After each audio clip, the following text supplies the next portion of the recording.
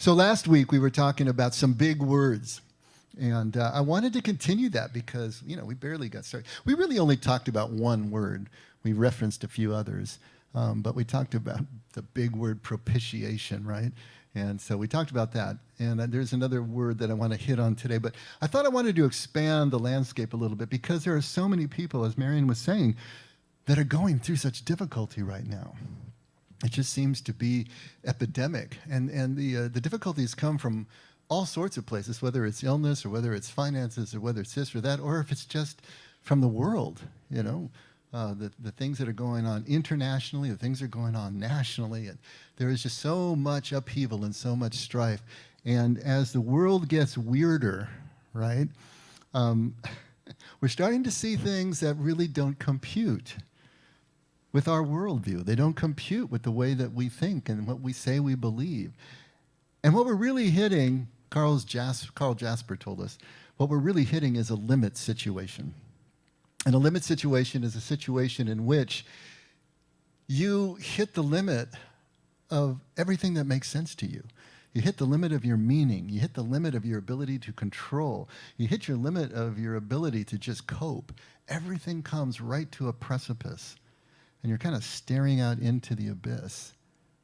It's a difficult time because all of our sense of certainty and trust and everything that we built up to that point is kind of out the window when this loss hits, when this trauma hits, when this conundrum hits that just kind of unravels everything that we've so carefully put together. It's kind of like the Palisades fire. How long did it take to build that neighborhood and it's gone in an hour? It's the same thing with our worldview. How long does it take us to build it up and then it's gone in a moment when something hits? This is what we're faced with. We're faced with this limit situations and the uncertainty sets in at that point. We no longer feel certain about anything. Things that were stalwart and bedrock for us now seem like shifting sand. The uncertainty and the fear, of course, set in, because our belief system no longer describes the reality that we're experiencing. We're hitting a limit situation. And so what do? We start questioning things, don't we? Where does the buck stop? God. He gets the big questions. God, why did you allow this? Why would you ... You just fill in the blanks there.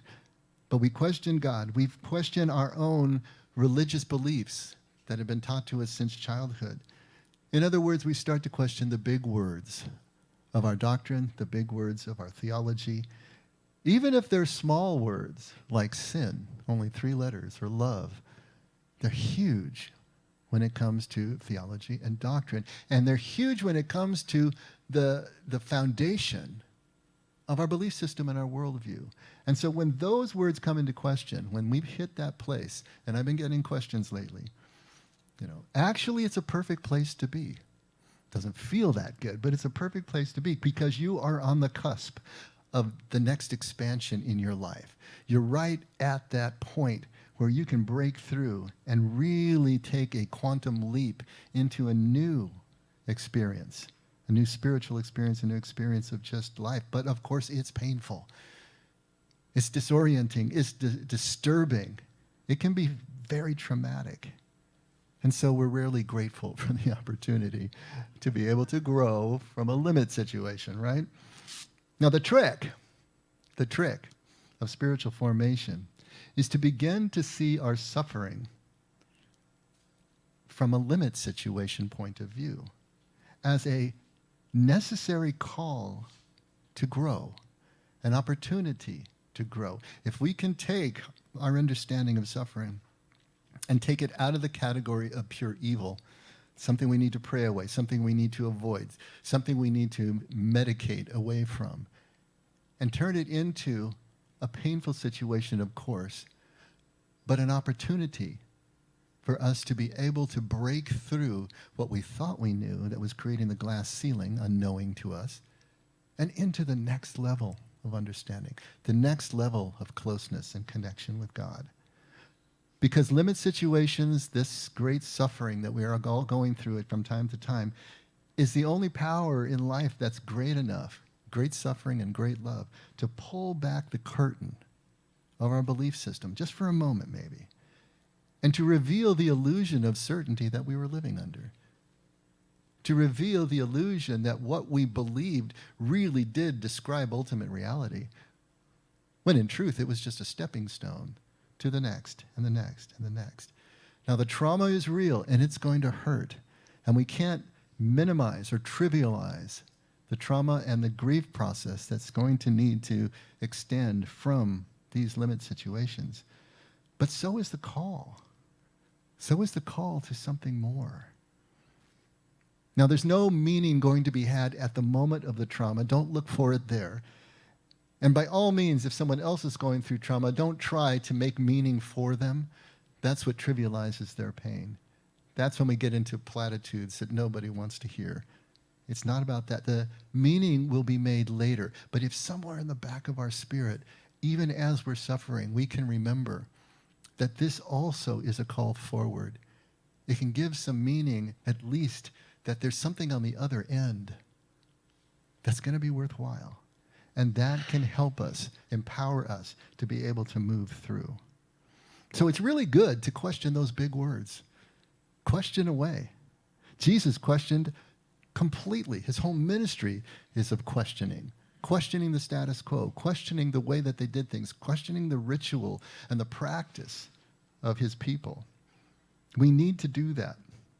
Because if we've never doubted our belief system, if we've never questioned the big words, then we're unserious about our faith. We're not taking it seriously. We can't unless we keep coming up to the edge of it, questioning it, breaking through, finding out how far is too far and coming back. That is the process. And that's the way it always has to work. Jesus is our model for this. Look how far he took his followers. Look how far he took himself. That's the process for all of us. We don't need to worry about doubt. We don't need to worry about this. Now, the big words that we're talking about here, unfortunately, since they're being translated from ancient Eastern texts, do not mean, none of the big words we're going to talk about mean what they think we mean what we think they mean, right? Because we have been taught through a Western prism. We've been taught through a Western focus. We have overlaid other worldviews on top of what Jesus told his followers. And so the words don't mean what we think they mean until we put them back into the language that Jesus spoke and his listeners understood. Then something starts to make sense. But even then, they're not really going to make sense until we have the experience ourselves. Jesus' language is not meant to give us answers that are certain, intellectually satisfying. Jesus' words are meant to evoke the process in us that will drive us toward the experience. So what I thought I'd do this morning is, if you have your inserts, because they're not going to be able to get it up on the screen, I did a little big word glossary. How about that, huh? Now, this is in no particular order, and it's not all the big words, but it's just a few that I know that are mostly problematic for us, and the words that I typically get thrown at me in terms of questioning. And so I thought, okay, let's go through these. And what we're going to do is we're going to look at these words from a Jewish, Aramaic, Hebrew point of view. We're going to look at what they mean. Now, this is my interpretation. You're not going to find these definitions anywhere in a dictionary someplace. They're my interpretations, gleaning all the different ways that these words can be interpreted and translated. Because ancient Eastern words are layered in meaning. Especially ancient languages had a small vocabulary, but lots of simultaneous meanings vertically in each word. And not only that, ancient Semitic languages are what are called a root and pattern system. And so the words are made of child roots, which are made of parent roots, and meaning is carried through all of those roots, those letters that also have meanings combined to roots that have other meanings. And so the meaning can go all the way back to the original images, because the further you go back to the root system, the older you're getting in the language, and that sometimes also informs what was in the Semitic mind as they were saying these words. So all of that is what I've come down to in these. So let's just take a look at them, because it's going to make a difference. Love, first big word right there. Now, we think of love as an emotion or something that we do that's behaviorally kind, but love really is oneness. Love is simply unity, identification with the beloved, as we said in here many times. Love is that complete merging with another so that we feel as if we're one thing. That's what love is. Now, grace, on the other hand, is the degreeless and indiscriminate quality of oneness and unity. It's the experience that we have. If we're in unity with the beloved, what flows from us? Well, first of all, loving behavior flows from us. And then second of all, even if we didn't know the person or particularly like them at the beginning, feelings of affection, actual emotion can start to form in us. But it all starts with unity. Love isn't the feeling or the behavior. Love is the oneness and the unity that then flows out as grace, which normally is defined as unmerited favor. But this is the degreeless and indiscriminate part. If we really are feeling one with, then it doesn't matter. That grace is going to flow from us. That concern, that decency, that caregiving is going to flow from us in all directions, always at full value. That's the degreeless and indiscriminate part. Now, with love and grace, you're never going to really be able to get that radical extent of love. I almost said you're never going to be able to grok. Anybody remember that word? You're never going to be able to grok. What is grok? Grok was a word that was coined by Robert Heinlein, in his 1961 novel called Stranger in a Strange Land. And so these were the Martians, one of them who came to Earth. And they had this term called grok, which meant to merge with, to completely connect with. Obviously, it means to understand, to get it. But to grok is much more than that. Grok is really what we're talking about in terms of love, that unity, that oneness, that complete merging of two individuals so that they are understanding each other as well as they understand themselves. So in order to grok that, in order to get the extent of love, we're not going to be able to do that until we get the radical extent of oneness. If oneness is what love is, if we really want to understand love and grace, the degreeless part, then we're going to have to understand oneness. And I want to spend just a bit of time here with this to see if we can break through into a deeper understanding of how far the rabbit hole goes when it comes to oneness and unity. And I'm going to need to go to a further Eastern tradition. I found a couple of pieces that just paragraphs from an Eastern Indian point of view that is completely saying exactly what Jesus is saying. But let's see if that language helps to, grok it better for us, right? So there is a very big difference between believing in God, and knowing God. Remember we talk about knowing from the Hebrew point of view, where it is familiar intimacy. It is something over time that we develop out of experience and out of working with constantly. That's knowing something. The way a carpenter knows his or her tools. This is knowing God. So there's a big difference between believing in God, which is going to be intellectual, believing certain factoids, and knowing God. When we still just believe in God, God always remains far away. The truth of the matter is the whole of wisdom has been summarized most beautifully and so intelligently in one single digit.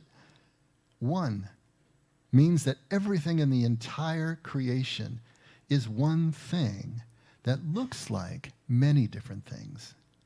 You go out into nature and you look at a mountain and you look at a lake, but the thought that comes in our mind is, wow, God, this is nature that you've made and it's so beautiful. Because for us, God is far away. And we say, God, thank you for making this. But when do we ever say, I can see you in the river. I can see you in the birds. I can see you in the sky. I can see you in everyone. I can see you in me. The wave doesn't understand that it is part of the ocean. The human doesn't understand that it is part of God. God is everything, and there is nothing except God. The God we are praying to is right here. Do you see how much further this takes this notion? This is from a Sikh, S-I-K-H, perspective.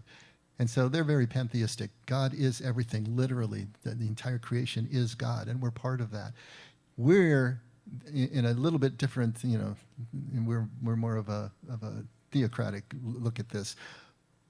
But even so, in theism, God is still immanent. God is still present.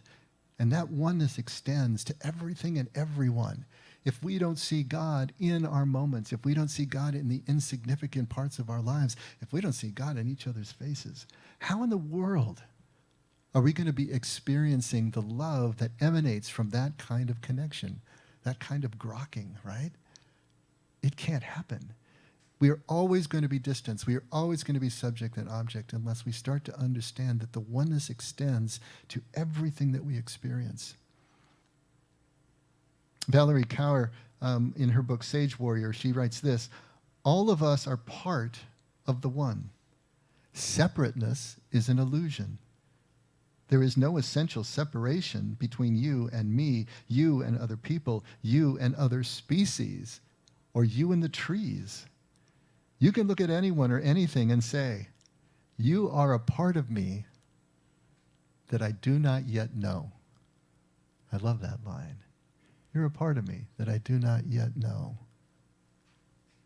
This oneness goes so deep. Paul said the same thing, didn't he? He said there's nothing, not height nor depth nor this or that. Kind of sounded like the post office for a second. Neither gloom nor gloom of night is going to keep us or separate us from our God. Nothing can separate us from God. Same idea here. Jesus says the same thing at John 17, and this is in your handouts. Starting at verse 20, he says, my prayer is not for them alone. Who's he talking about? He's talking about his immediate disciples. All of John 17 is red. It's if you have a red letter version.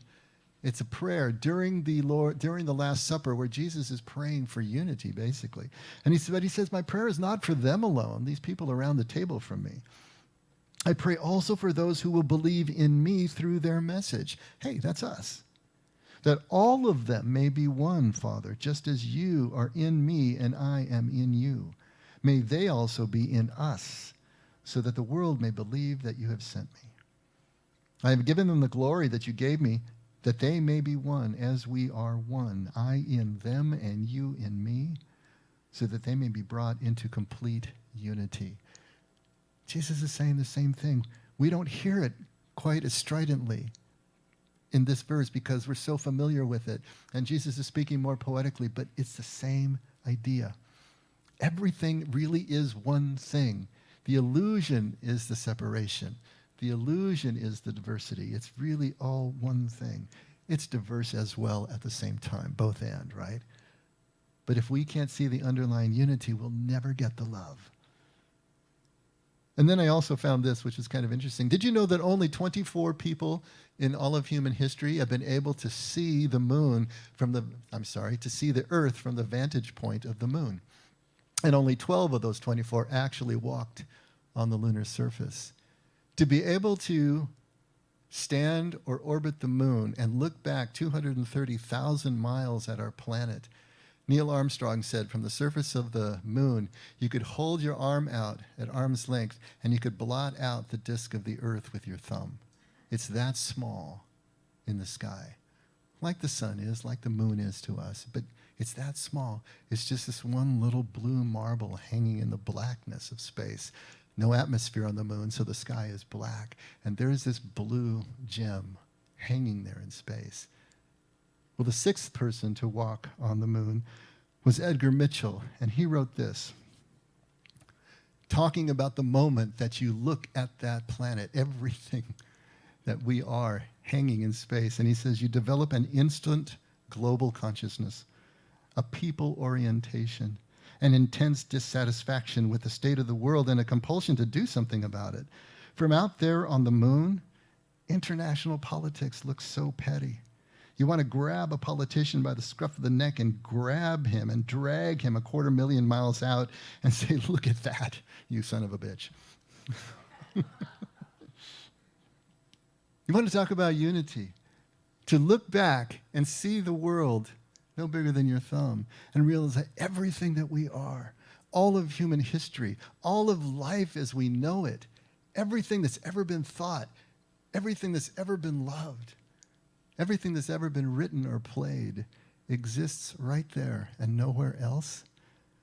if that doesn't bring you to a place of unity, if that doesn't just shrink everything down into that singularity, that's what we're talking about here.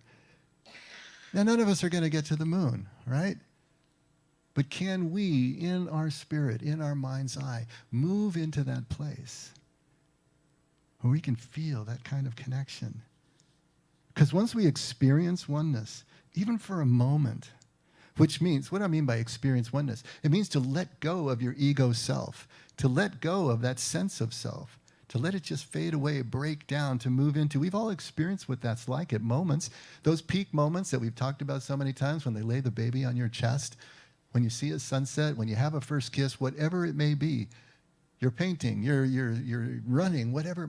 And that moment, you lose all sense of self, and you are just one with and merged with, and you feel that flow. That's what we're talking about. We've had the experience, but maybe we haven't made the connection to the unity and the oneness that is really representing. So until and unless we have had that experience and understand what it is, even for a moment, we can't understand that love is that oneness. Love is that loss of any kind of walls between us and everything else, the merging of self into self. In such a state of merged identity, all we recognize is that flow of love. We feel it. Our behavior will change. Our emotions will change at a moment like that. And we realize that this is flowing from us without any qualification, without any degree. It is just flowing as if it's flowing through us, because truly that's what's happening.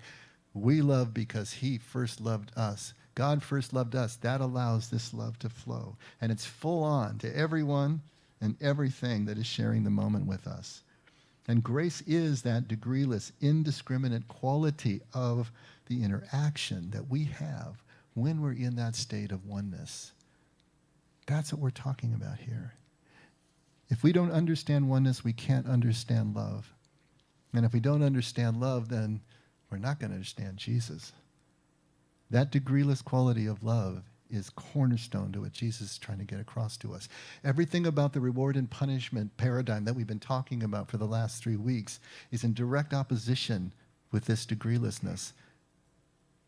And if there's any meritocracy left in our bones, then we are going to be shelved off from the kingdom that Jesus is talking about, which is that quality that we can have when we are in oneness. Let's quickly go through the rest of these. We're not going to talk about this, but I just want you to see. Good and evil, we've talked about this many times. Understood, Aramaically understood in the Semitic mind, it really means ripeness or unripeness. It means maturity or immaturity. It means the ability or the inability to perform to your design specifications. As a human being, we're not going to be able to do that when we're immature. We're not going to be able to do it when we're unripe. And so it puts a whole different spin on good and evil, which we think in a dualistic way as opposing each other and mutually exclusive and always in opposition. And yet God is seeing us on a continuum from unripe to ripe, from immature to mature, can love us through our immaturity, through all the horrible things that we do, because we're just not yet ready. This is what Jesus means when he says, Father, forgive them, they don't know what they're doing. They're not ripe yet. Whole different way of looking at goodness and evil. Forgiveness is the freedom from victimhood. It's not about apologies or amends or restitution, any of that. It's an interior process that requires none of that. No apology, no restitution, no reconciliation. It is the inward process of becoming free of the victimhood and also free of the attendant bitterness and resentment and the victimization that causes us to blame other people. And as long as we're blaming, then we're not looking inward to see where the true transformation will take place. Truth, that which liberates. Jesus said, you'll know the truth if you follow my ways, and that truth will make you free. Truth is that which liberates and opens new possibilities for a harmonious direction that leads us back to unity. Something is true if it's leading us to unity. If it's leading to separation, then it's false. But it's also something that's strong and vigorous and liberates, of course. Faith, not a mental exercise. We have totally lost our sense of faith. by thinking it's just mental belief or mental agreement. Faith is the ability to act in the presence of doubt. Doubt is not the opposite of faith. Certainty is the opposite of faith. Once you think you're certain, then you're not on a faith walk anymore. But once the uncertainty creeps back in, once the doubt is present, now your ability to continue to act, trusting that what we say we believe is true, as if those things already are, that's faith. But faith cannot exist without doubt. Doubt defines faith, just as fear defines courage. We have to remember that. Very different. Kingdom, the quality of life experienced right here and right now. Not there then, right here, right now, when we're fully aware and immersed in the oneness of the moment. That's kingdom. That changes everything. When you read Jesus and he's talking about kingdom, and if you're thinking of heaven in the next life, you're going to have a completely wrong idea of what's going on. When you hear Paul list all the laundry list of all those offenses that'll keep you out of kingdom, everything from lying and gossiping to murder and adultery, and you wonder, what in the world are those in the same list for? If you're thinking about heaven and avoidance of hell, you're going to have the exact wrong idea. But if you're thinking about what blocks you from the sense of complete oneness and connection, merging, gossip does that just as effectively as murder does. It takes us out. But we have to understand what kingdom means in order to understand how true what Paul is saying really is. How true, how it leads us back to unity, right? Heaven, see kingdom. We think it's something in the next life. Heaven starts wherever we are. There is only one moment. If we can't enjoy heaven now, that is the oneness and connection, do you think we're going to be able to enjoy it later? Heaven is waiting for us, but we don't have to wait for heaven. It starts now. Hell, there is no equivalent to what we understand as hell anywhere in Scripture. Shocker? Now, there are words that are translated as hell, but they don't mean what we think they mean when we think of hell. There are actually 5 words that are sometimes have been translated as hell. Sheol is one of them. That is the ancient Hebrew idea, but really only means the pit. It just means the grave. Anybody who's there is not differentiated from anybody else. The good and the evil, anyone who dies goes into the same place. And it's a shadow-like existence. There's really not even an understanding if there's consciousness. It's a very unformed idea of the grave or the pit. That is the word that is used in the Torah, right? The first 5 books of the Bible. The Sadducees, who only believed in the first 5 books, didn't read the prophets or the writings. That's why they were tormenting Jesus about any kind of resurrection in the next life, because they didn't believe in it, because Sheol didn't include it. There is Hades and there is Tartarus, 2 Greek words that also are names for the underworld. But again, it's undifferentiated. Everybody goes there. It's not a sense of punishment for evil or reward for good. Everybody goes. So it's not the same as our idea of hell. The outer darkness that Jesus uses once or twice referred to the ancient Hebrew cosmology that included a flat earth with a ring of mountains around the edges of the disk of the flat earth, upon which a hard sky was perched on the mountains that they called the Rakia, which is a hard dome into which all of the stars and the planets and everything were embedded. If you went beyond those mountains, you were in outer darkness. The idea was you were outside of everything that represented life. Outside of light, outside of heat, outside of community, outside. But still, there was no sense of hell in the way we think of hell as conscious torment forever. The word that Jesus uses the most is Gehenna. That's our next one. But Gehenna is different. It's sometimes translated as hell, but it is really the equivalent of purgatory, Catholic purgatory. It's a period of purification after death that's necessary for those who don't realize the unity with God in their human lifetime. And so it's a time of purification.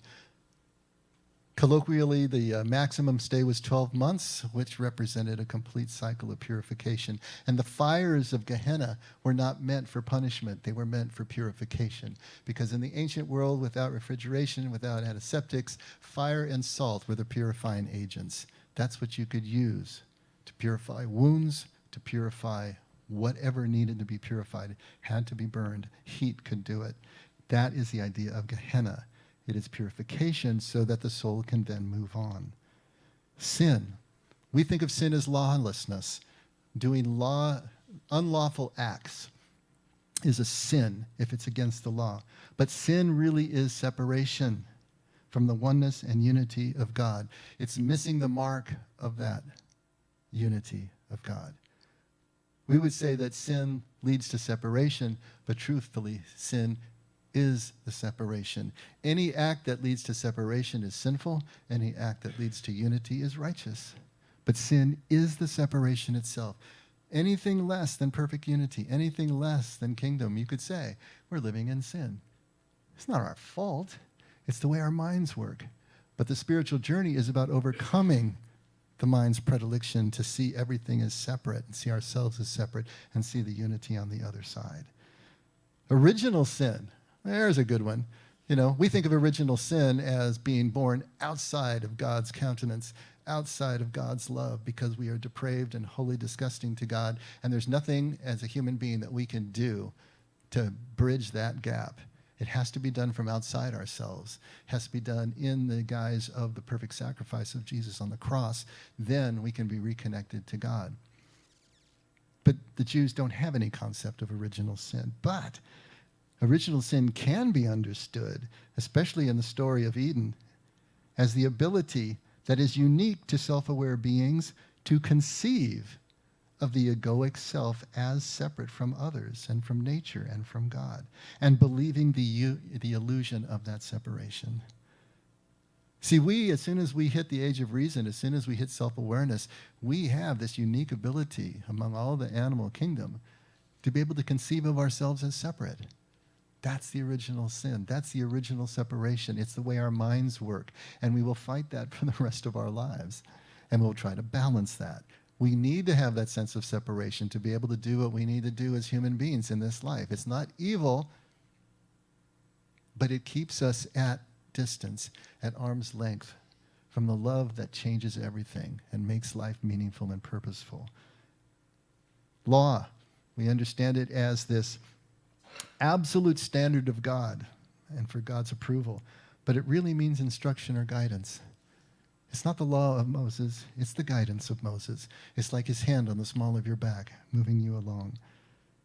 Disciple has no, I'm sorry, did I miss one? No, disciple. There's no English equivalent for what this means in Aramaic and Hebrew. But it's a person who relinquishes their own identity in order to imprint the identity of the master.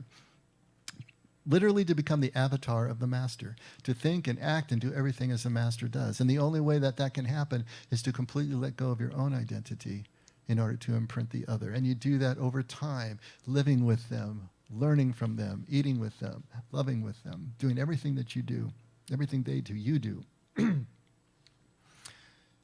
And really that's the analog of what the spiritual journey is all about. To lose ourselves, Jesus says. If you want to find your life, you're going to have to lose it. And it's exactly what he's talking about. This idea of the Talmidi, the disciple, was this act of losing yourself in the process of imprinting something else. The cross is a symbol of necessary suffering that is voluntarily accepted and endured for the sake of spiritual growth. When Jesus says, are you willing to pick up your cross daily? You know, deny yourself. There it is, lose yourself again. And follow me. This is the cross used as a symbol of that. Voluntary, necessary suffering that is being used in order to pull back that curtain of the egoic's stronghold and illusion in order to be able to break through into new spiritual growth. Now, the crucifixion of Jesus, though, is the expression of perfect love in human form.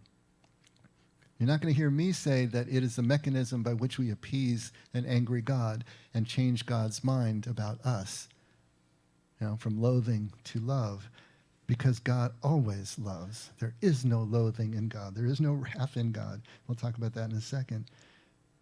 But it is the expression of perfect love in human form, because what did Jesus do? He remained in the state of forgiveness, free from victimization, and in the state of oneness, love, with everyone in all circumstances, even to the cross. The cross is the ultimate circumstance in which Jesus maintained forgiveness and love. Forgive them, they don't know what they're doing. That's the ultimate expression of love in human form. And Jesus said, if you follow me, the things you see me do, you can do and will do, and greater things than these. This is not beyond us. We can learn to love the enemy. We can learn to hang on to forgiveness and grace, even in difficult circumstances. And then finally, Satan, the adversary, understood both as personified, right? But also as a human inclination towards separation, that original sin we talked about. We do it to ourselves. We don't need a lot of help to start thinking separately and to do things that are going to be out of the scope of love because we're trying to vie for our own advantage because we're afraid we're not going to survive. The adversary, though, was also understood to ultimately fulfill God's will by providing the alternate choices necessary for free will to function. See how that works? I give you free will, but you only have one choice. How do you know you have free will? Well, here's the adversary whispering in your ear, right? Giving you the other choices, the temptations, and now you have a choice. That was how the Hebrews, the ancient Hebrews, understood the function of the adversary. Still an employee of God. Nothing can oppose God. Ultimately fulfilling God's will by providing the alternative choices. All right, so here we went through our glossary. I want to point out to you that this can become the key to kind of the Aramaic code in the New Testament. When you read the New Testament, and I hope that you do, try substituting when you run across any of these words, try substituting this meaning in that verse, in that passage, and see how it absolutely changes everything. It changes the context as well as it changes the meaning. And it's always going to point back to God's love. It's always going to point back to unity and oneness. And this is going to be the closest that we can get to the understanding that the first followers had as they were listening to Jesus until we can experience it for ourselves. But the beauty of this, it can start putting us in the right direction. It can remove some roadblocks that we may have, maintaining that reward-punishment paradox or paradigm that'll keep us from having the experience of this oneness and this unity. So in the past week, I had a couple of questions. I had one comment and a question leveled at me. And I want to pick that up because now that we've had the background of how the big words change, let's take a look at another one. The comment that I had was this one, and it comes from a person who's going through a really difficult time in her life. It's almost as if it's a perfect storm and everything sort of dropped at once. And she's been a Christian all her life, but she made this statement, I see no evidence of God, but I see plenty evidence of Satan. Now think about the distress from which that comes, right? She's had this Christian worldview her whole life, and yet at this point, she no longer sees any evidence of God. She no longer sees any evidence of goodness. She only sees evidence of Satan.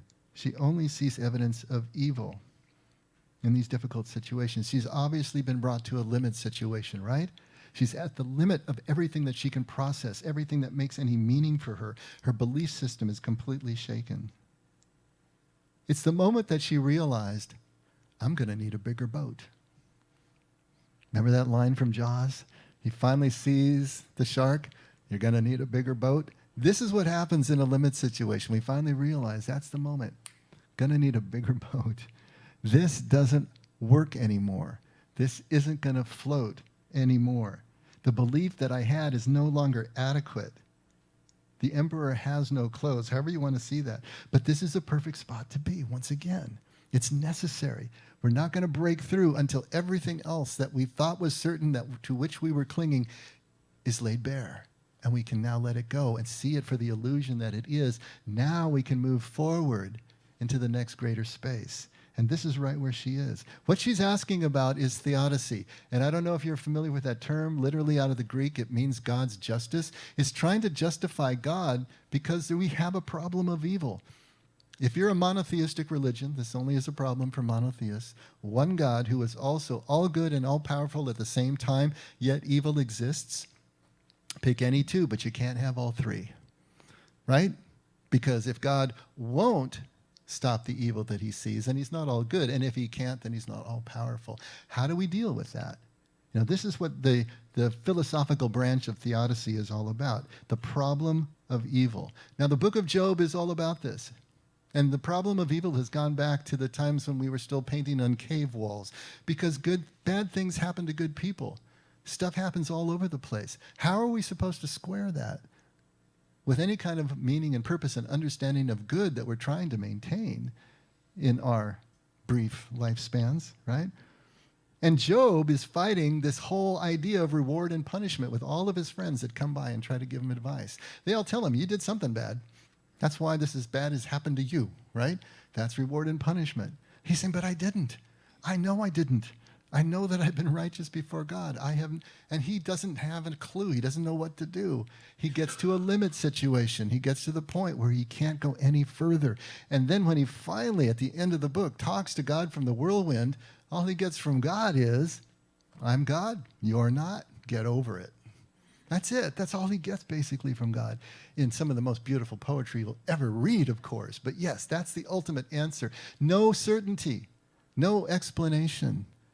That's what we get as human beings. But Job never curses God. Job never leaves God's side, no matter what happens to him.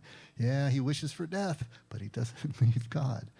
This is the whole book of Job, is dealing with this idea of the limits of certainty, this idea of theodicy, and how do we square the bad things that happen in our lives. You know, there's no evidence of God, no evidence of goodness, she says. You know, when do we ever portray? We don't portray God very much, do we? I mean, think about the movies that you've seen. They're quick to portray the devil, demons, even angels. But how often is God portrayed? And even if you wanted to, how are you going to image God? Yeah, George Burns. We just saw Oh God was just on some channel we were flipping through, and there's George Burns as God. Yeah, we can portray him as a man, and it's cute, and it's this, but, you know, we also understand God is impossible to image. The Jews were disallowed from creating any images of God, because then you're going to worship the idol and not the God that stands behind.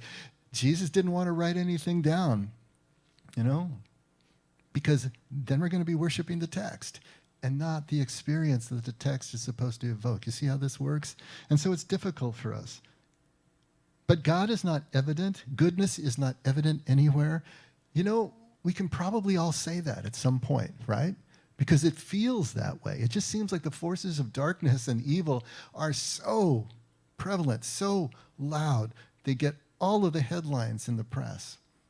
But where's the goodness? Yeah, we get a good news story here once in a while. But I want you to think about something. If you go to an airport and you're going to be taking a plane, and all the planes are late, they always seem to be late. It seems like air travel is getting worse and worse, right? And maybe you could say, you know what? I'm standing in LAX, one of the most horrible places on earth. I'm standing in LAX. I see no evidence of a schedule here. Where's the schedule? But if you think about it, if there weren't a schedule, how would we know the planes were late? You see, the schedule is basically, or is the basic reality of airline travel. It is there in the background. It is still there.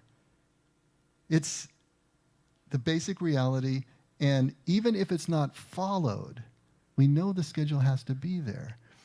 Maybe you walk into a home and it's messy and it's not been maintained and it's dilapidated and it just looks like total chaos. And you say, I see no evidence of an architect.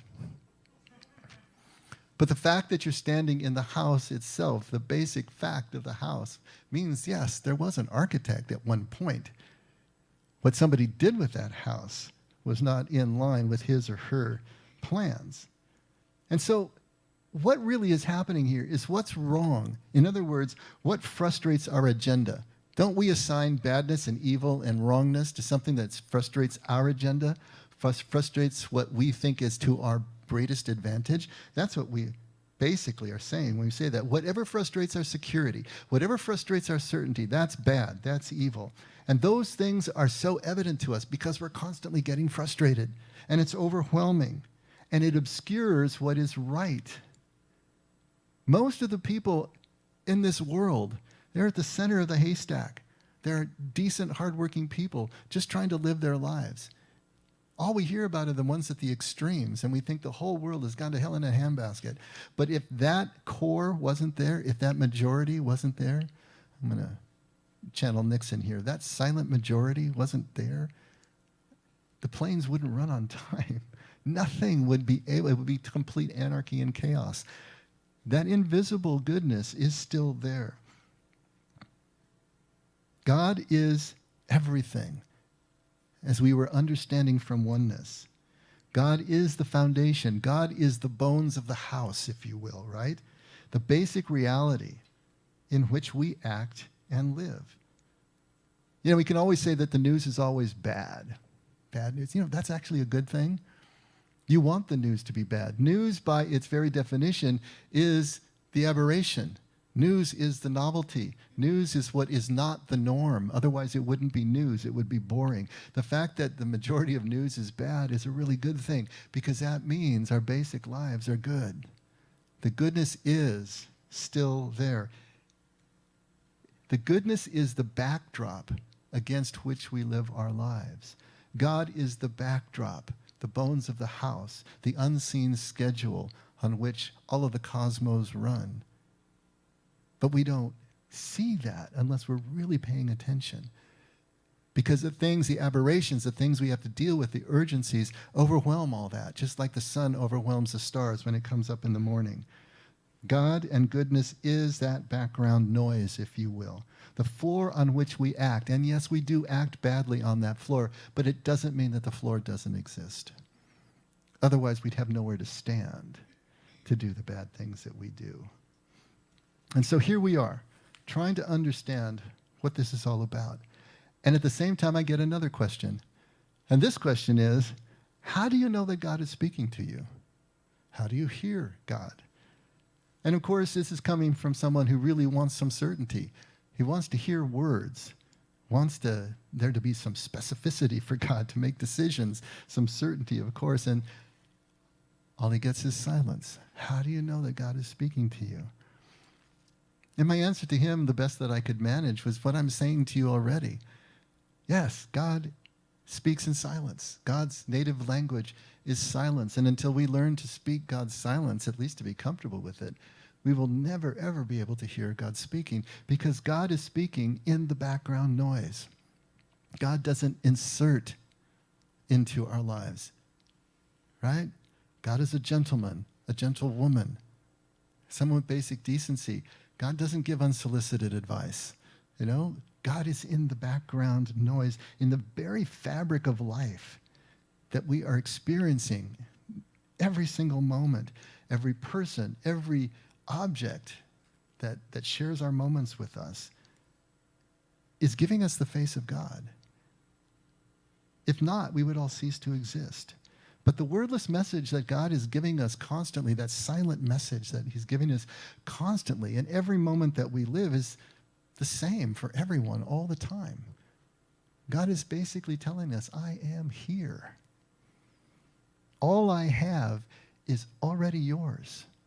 You have it. All is going to be well. That's the message that God is constantly giving us from every pore of every experience we ever have. And if we can hear that, yeah, we still got to make our own decisions, and that's scary because we have no one to blame but ourselves. But if we can hear that, God in the silence of every moment, then we are empowered to decide and to act and to deal with the consequences, whatever they may be. And so it's still that idea, yeah, there is evidence for God. There is evidence for goodness, but it's always going to be unassuming. It's always going to be something that we're going to have to match that level of silence in order to be aware of, to hear, to realize. And that's not easy. The evil that we experience in the world and we hear about is overwhelming. At our book study on Wednesday, I played a little clip from an actor and a writer, and he's all sorts of things, kind of a Renaissance man, a guy that I really love seeing in the various acting roles that he's played. But after I played it, someone blurted out, "Why did you show that to us?" And I had to say, because he is presenting this worldview. He thinks God is a monster. He's an atheist, and he believes God is a monster because of the way the world works, because of the evil that he sees. He talked about these parasitic worms that will lodge in children's eyes and basically eat their eyes from the inside out. He says, what kind of God would do that? That's a monster. Deserves no respect from us. So there's a very extreme example of how far this can go when we get immersed in the idea that everything that we see around us, if it's frustrating our idea of what should be, is evil. Why did God create the world as it is? Why are there worms that eat children's eyes? Well, think about the circle of life, right? It looks cruel when you see those savannah shots of the lion eating something that looks very cute with big eyes, right? It looks evil, but it's the basic reality of life, that all living things need a constant source of energy, constantly. There has to be a flow of energy into every single living thing. Now, there are two basic types. There's an autotroph and a heterotroph. Have you heard those words before? There are producers and there are consumers. Plants are autotrophs. They can make their own food based on photosynthesis, the water with the minerals in it. And so they don't need anything else except sunlight and water. Minerals have to be present in order to make their own food, create the energy they need to do stuff. Now, they don't get much energy out of that. So you don't see plants walking around and thinking great thoughts because they're at a lower energy level. So they stay put, right? But animals, on the other hand, down to bacteria, some forms of bacteria, we need to consume. We need to eat organic matter in order to be able to get the energy we need to do all the stuff that we need to do. And especially, the bigger our brains are, our brains use more energy than anything in the human body. It's amazing how much energy it uses to just think, which is kind of scary when you think about the type of thinking that we do, and we're spending all that energy to do that. Yeesh. And so there's this constant need to feed. Even those parasitic worms and mosquitoes, they're needing to feed. And that's unfortunate for us, and it frustrates our agendas. But it's fueling everything that moves in the world. Think about it. Everything that moves in the world is moving because of the need to feed. It's really that simple. All of human activity is tied to the need to feed and the need to survive. Without that need, there'd be no need to work. Wow, that sounds pretty good, right? No need to work, but also no need to build. No need to create. Why would there be any works of Shakespeare if there wasn't this need that drives every single one of us? If we didn't have to consume the food that we need in order to survive, it would be a static world like the plants. Everybody would just be stayed put. There'd be no need to go anywhere because there'd be no need to do that. And for sentient creatures like us, self-aware creatures, that's the kiss of death. How long can you stand being in the same place, doing nothing, with no meaning, no sense of purpose, without any motion, without any felt need to be anywhere else? Even in heaven, the images are of motion. The heavenly bodies are moving, they're doing something. Paul talks about ruling and reigning with God, which means that there's people who are still going to need our instruction and guidance. There's motion that's implied, which means there's still a need to move, which means there's still something more that we can have in some way, right? Motion is everything. It changes everything, but it is out of this need that we move. And so, if you think about it that way, the world and life itself is created as it must be in order for us to fulfill a sense of meaning and purpose. God created it. He created it this way, that we have this need that moves us and grows us along the way. So why is it turning out so bad? Why is it so evil? What's the source of that evil? Well, if you break it down, the source of evil isn't God. The source of the evil is the consequences of our own actions, the consequences of the actions of others that affect us and frustrate our agendas. It is natural processes which in life are necessary for life to exist as it does. But again, If our house is on the fault line when the earthquake goes off, that's evil. That's traumatic. That's bad. If our house is in the line of the wildfire that is coming down the mountain, that's bad. But these processes are necessary for life to exist. The fires that burn are regenerating the forest. Plate tectonics are making life possible. Even illnesses and viruses, they have their place in the food chain. And so they're neither good nor evil. They just are what they are. And we only label them as such if they're to our advantage or not.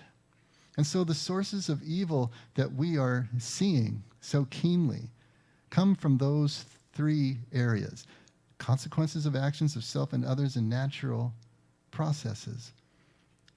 But you might still be asking, but then why do people act so badly?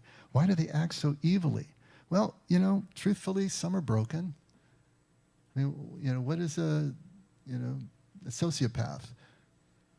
But someone who has a brain imbalance of some sort. They can't just interact with others. So whether it's nature or whether it's nurture, some people don't have the ability now to be able to just practice common decency and to play well with others. And everybody has free will. Free will. Now, why do we have free will? Why did God give us free will if that's one of the sources of our evil? Our ability to choose allows us to choose bad things or good things. But once again, if you think about it, what is the most loving act that you can perform for anyone, for your beloved or anyone? The most loving act that you can perform is to grant freedom to the beloved. Grant freedom to the other. Because if it's not free, if it's coerced in any way, then it's not love. Love exists only in the medium of freedom. Freedom is absolutely necessary. And the freedom to choose is a part of us that is created in God's image. That's a part of us that's like God. We know the difference between good and evil. We are self-aware. We can make our own choices. That's what happened when Eve ate from the tree. We have that ability. That's in God's image. It's necessary if we're going to be able to love. But God risked losing us to bad choices in order to have us, for us to have the ability to choose love. How do we know that our free will is real? Because everybody's choosing different things. They're choosing not love. Seems like more times than they're choosing love, right? Hasatan is busy giving all of us the alternative choices that we can make and the fear reactions that come. And so, in a very weird way, the evidence of evil is also the proof of love. And they may sound really weird to you, but the fact that evil exists means that we are free to choose, and because we're free to choose, when we choose love, it's real. God's love is real because he gave us the ability to choose. And if we're in any environment where only love is chosen, then there's some controlling factor, right? We are now automatons. It's just like I've often said, if you're all agreeing with me right now, then I'm the only one thinking. You should not be all agreeing with me. You should be thinking, what is he smoking? We all have that ability to choose and to think for ourselves. That's how we know that we're in a free environment. No one is telling you what you must think. I'm telling you what I'm convinced of, but that's a very different thing. And I know that all these things that I'm telling you right now aren't going to satisfy theodicy. If there was an answer to the problem of theodicy, it would have been answered thousands of years ago, right? It's been around long enough, so I'm not going to do that for you. But I'm trying to give you at least a few things to consider, a few things logs that you can throw on your fire and watch them burn and see where you come up with. This is what I'm convinced of, at least until the next trauma hits me. But you need to become convinced of what you're convinced of. But the key to all of this, as we talk about things that we can't answer, is that we have to hang on to the love and the oneness of God. If we can do that, we are still going to be on the course of truth, moving toward unity. If we let go of that love, all is lost. And what we lose is the ability to accept life on life's terms, to live with hope and gratitude, even as we do that. Now, if God is love, and love is oneness, right? Then God is the source of all goodness. There is nothing else in God except that goodness, that unity, that oneness. The only thing that can come from God is unity. Only thing that can come from God is goodness. All good things come from above, right? The opposite of unity is separation, that we have identified as sin. There is no separation in God. There is no sin in God. God is pure oneness, one thing, unity. And so all the actions that cause a separation, that we look around and see Satan's influence or see no evidence of good, none of those come from God. They come from those other sources we talked about. And that's so important for us to get our head around. At least grapple with it yourselves.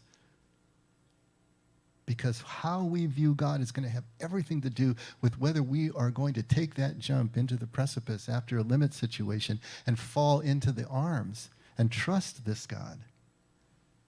So all those negative actions that we look at come from us, come from natural processes, whether it's illness, death, destruction, aggression. It's not coming from God. But even in the trauma, even in the separation of the loss that we will undoubtedly be feeling at times in our life, the underlying floor of God's oneness is still supporting us. It's still supporting all of life. We don't see it in that moment because the pain is too great, but it's still there. And maybe something in the back of our spirit can remind us that a spiritual awakening is really the ability to see that oneness everywhere. That's what we awaken to, is the oneness. In all circumstances, no matter how good or perceived as bad, the oneness is still there. The inability to see that oneness is the source of all our fears and all our evils. The inability to see oneness. We can only see the separation. We can only see the competition. We can only see the zero sum that makes us crazy and makes us act out in ways that hurt other people. And so how are we going to break through to the oneness? Well, like we said before, it's great suffering and great love that can break us through, that can pull back the curtain and the illusion that our minds create. Pain is something that we will always experience. Someone said that pain is the rent that we pay as human beings. Suffering, to at least a certain degree, is optional. If we define suffering as the resistance to the pain, as labeling it as evil, as if it shouldn't have happened, then that is the suffering that we face. But that's largely our choice. We all have resistance to pain. That's okay. We're going to have that. But if we're willing to push through, hold on to that suffering and push through it, not self-medicate, not run away, not run into the spiritual bypassing of the cliches that we're going to throw religiously and try to relieve ourselves in some way. But if we can push through that suffering, hang on to it until we don't resist it anymore, that's what the spiritual process is all about. The world was created for us to provide the exact medium, the exact environment, like a petri dish, create the limit situations that we need in order to experience the spiritual growth that Jesus is trying to evoke in us. We all have that resistance, but if we label the suffering as evil, as bad, that stops the potential for our growth. To continue to resist, to continue the suffering and the resistance is continuing to not let the truth that will set us free actually be revealed in our lives. Because that which liberates and that which opens a possibility of new directions can only be found when we're no longer resisting, when we can just let all of that go, let our sense of self go, and just be open to God's actual epiphany and what he brings us. That's what this is all about. I hope that these big words, as you continue to reframe them in your minds, will allow you to see the scriptures in a different way, that will allow you to relax into different ways of finding your God in the moments of your life. Let's pray. Father, there's just always so much here. Thank you for the absolute timeless wisdom that our scriptures present to us. And if it is covered over in misunderstanding, help us to get to the bottom of it as best we can. But throughout all our intellectual searching and all our study, help us to remember just to hang on to the stake, driven in the ground at the point of your love, and that your love trumps everything else. Whatever we don't understand, if it seems to contradict your love, Father, we just want to hold on to your love. We'll figure the rest out later. We'll put it on the shelf until sometime that we can bring it down. But the love is what we're hanging on to, Lord. Your love, your unity, your oneness is everything, without which we are lost. So help us to get to that place unequivocally. Let go of the reward and the punishment and everything else that keeps us running, and that we can rest in you, even as we continue to live our lives and make our plans and work hard for them, but never at the expense of this moment, this unity, this connection right now. Thank you, Father, for everything that you give us. Never let us forget we can only love because you loved us first. In Jesus' name, let's all stand.